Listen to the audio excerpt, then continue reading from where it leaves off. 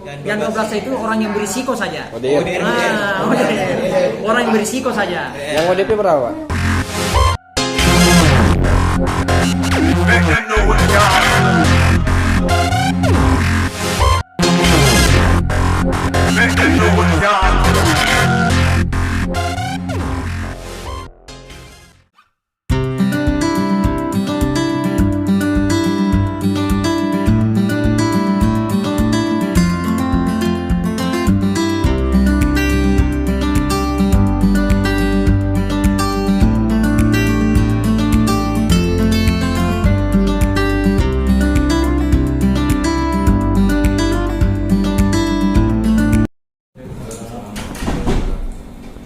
Teman-teman pers yang saya hormati, kita banggakan bersama.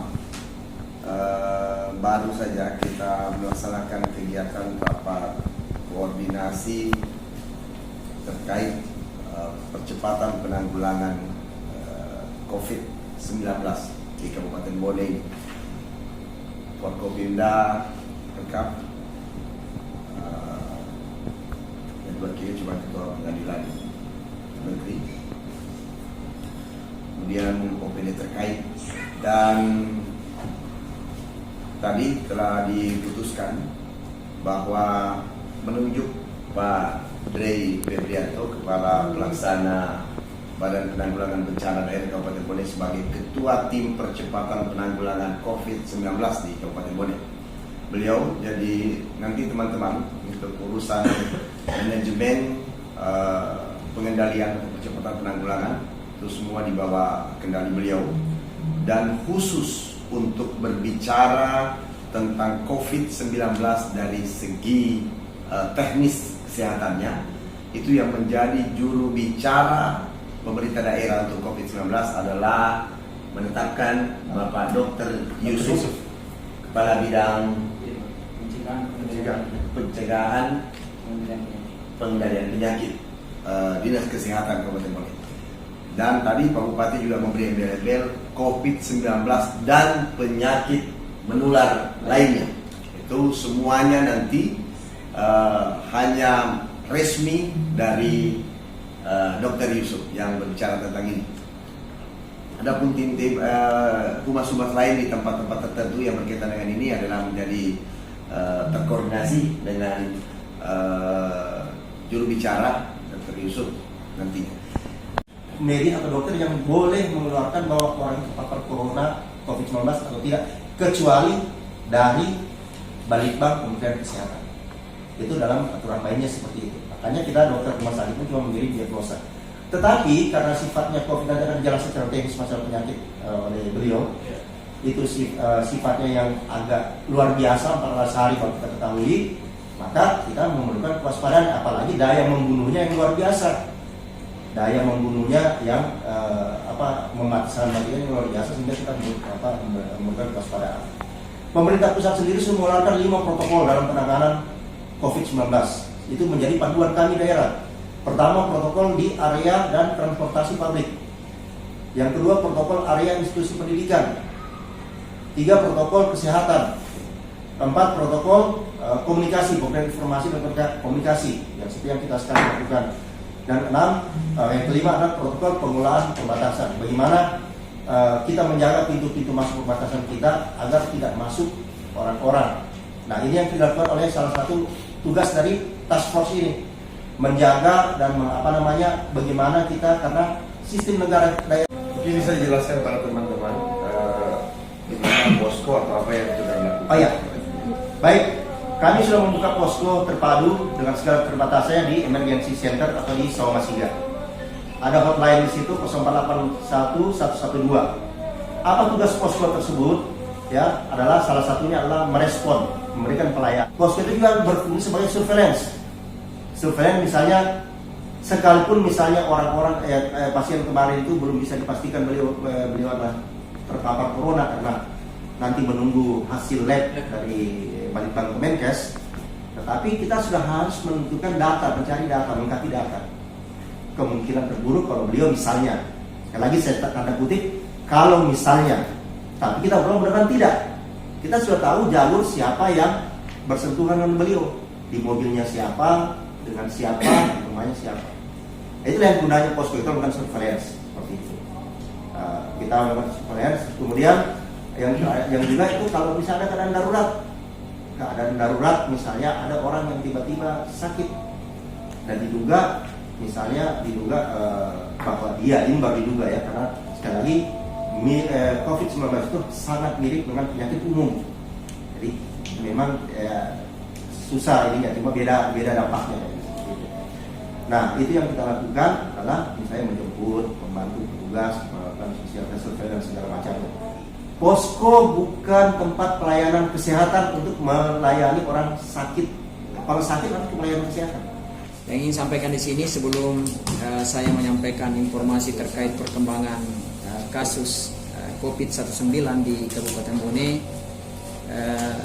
saya juga ingin menyampaikan dulu dari awal kita harus ada sama-sama pemahaman terkait istilah ya. Yang pertama adalah ODR, ada istilah ODR, orang yang dalam risiko. Yang kedua ada istilah ODP, orang dalam pemantauan. Kemudian ada istilah PDP, pasien dalam pengawasan. Nah, ini penting karena tahapan-tahapan ini bisa kita lalui dan bisa kita mengambil kesimpulan masing-masing tahapan ini. Kemudian terkait dengan informasi yang teman-teman sekalian terima yang terjadi di Rumah Sakit Tendrewaru kemarin itu, kami perjelaskan bahwa ada pasien laki-laki ya, umur 70 tahun ya, dirujuk ke Rumah Sakit Tendrewaru yang sebelumnya telah melaksanakan perjalanan dari Sumatera dan Jakarta. Ya, setelah diperiksa terdapat tanda-tanda lagi demam, kemudian batuk pilek, tambah sesak. Kemudian selanjutnya dilakukan pemeriksaan lebih lanjut oleh dokter radiologi dan hasil pemeriksaan ronsennya dinyatakan positif bronkopneumonia. Nah, bronkopneumonia, jadi radang paru-paru. Ya, radang paru-paru ini atau bronkopneumonia adalah kata kunci yang menjadi tahapan seseorang itu disebut PDP, pasien dalam pengawasan. Ya, perlu juga teman-teman ketahui bahwa kita sepakat kalau seseorang masuk dalam status PDP, pasien dalam pengawasan, inilah yang kita sebut suspek ya, atau dicurigai. Kenapa disebut suspek? Karena kita tinggal menunggu hasil pemeriksaan laboratorium yang akan dilakukan oleh pihak rumah sakit dan dikirim ke Pusat Penelitian dan Pengembangan Kesehatan Puslitbangkes, dan hasilnya tinggal 2, apakah positif atau negatif. Nah, kalau positif itulah yang selama ini kita tunggu-tunggu, COVID-19. Kalau negatif berarti dia adalah penyakit radang paru-paru biasa yang penyebabnya mungkin lain dan diberikan penanganan sebagai penyakit yang selama ini sebagaimana penyertanya. Nah, kemudian selanjutnya terkait dengan foto-foto video yang beredar, ada kelihatan kegiatan yang berbeda dari biasanya teman-teman di Rumah Sakit Tendrewaru. Memang seperti itulah protokol menangani pasien dengan infeksi emerging. Ya. Jadi COVID-19 ini salah satu bagian dari penyakit infeksi emerging, adalah infeksi yang baru muncul dan berpotensi menimbulkan wabah di dunia. Ya, memang seperti itulah. Jadi kelihatan mereka tampil beda. Nah, inilah mungkin barangkali yang mengundang pusat perhatian semuanya pengunjung. Loh, kok selama ini biasa-biasa saja, sekarang ini ada astronot jalan-jalan biasa saja. Memang seperti itulah. Nah, sekarang ini yang bersangkutan sudah diisolasi di Rumah Sakit Tendrewaru, yang sebenarnya secara kewenangan kita di Kabupaten Bone bukan bagian di rumah sakit yang ditunjuk sebagai rumah sakit rujukan.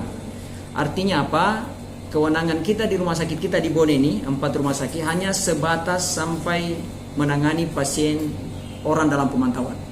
Ketika statusnya berubah jadi pengawasan, maka sebenarnya kewenangannya ada pada rumah sakit yang ditunjuk oleh Kementerian Kesehatan. Tetapi ketika pasien ini kita merujuk, rumah sakit yang masuk dalam daftar yang ditugaskan untuk rujukan itu di Sulawesi Selatan tidak ada yang mampu menerima karena overload. Ditambah belum adanya kesiapan rumah sakit tertentu terkait dengan perlindungan infeksi di rumah sakitnya. Tidak ada kesiapan. Sehingga kita patut ambil jempol atau apresiasi pihak Direktur Rumah Sakit Tendriawaru mengambil inisiasi.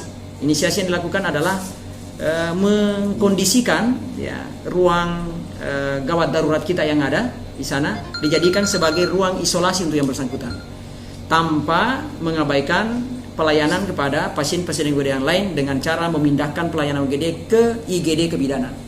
Ya, sampai kapan? Sampai ada rumah sakit yang ditunjuk itu siap menerima. Jadi saat ini teman-teman rumah sakit Tendriawaru terus berkomunikasi di Makassar, siapa kira-kira rumah sakit yang siap menerima yang bersangkutan. Itu kejadian yang di rumah sakit. Terus selanjutnya penanganan yang bersangkutan ini bukan hanya sampai di sini karena Satgas ini dibentuk bagaimana cara kita mencegah penyebar luasannya.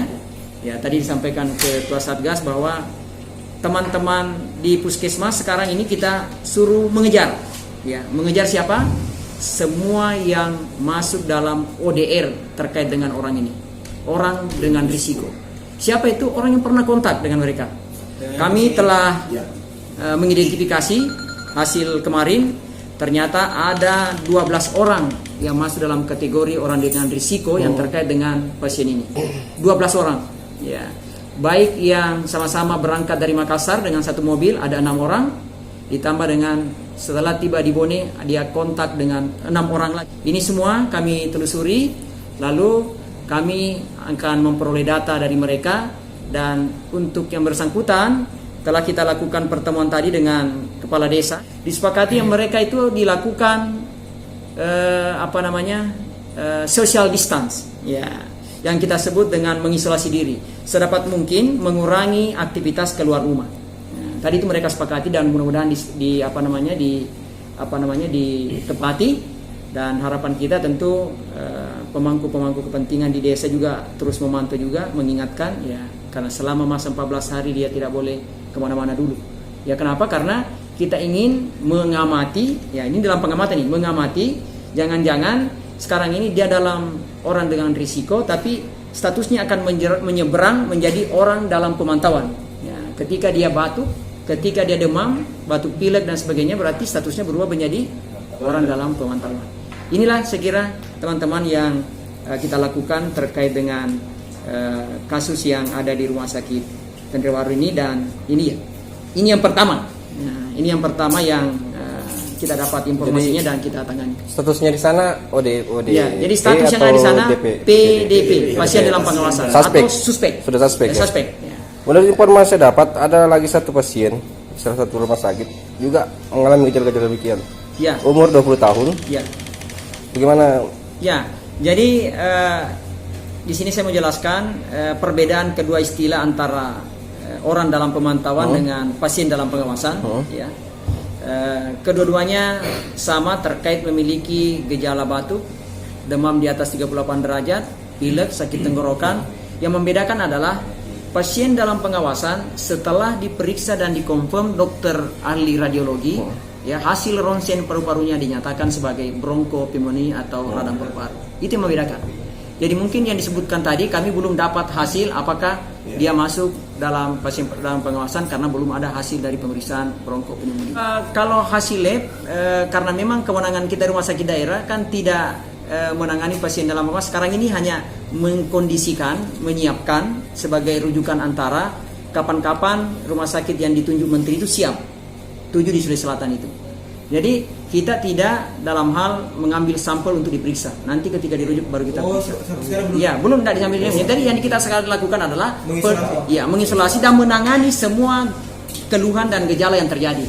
Tetapi informasi apakah nanti positif COVID atau tidak, jadi pengambilan sampelnya nanti di rumah sakit yang ditunjuk itu. Sekarang ini yang ada PDP hanya satu orang itu, ya. Yang orang dalam pemantauan sekarang ini karena kita Satgas kita ini kan baru terbentuk, belum ada masukan semua dari informasi yang masuk suspek yang ODP. Tapi yang 12 tadi itu dok sudah pasti ODP. Oh bukan. Yang 12 itu orang yang berisiko saja. ODR. Orang yang berisiko saja. Yang ODP berapa?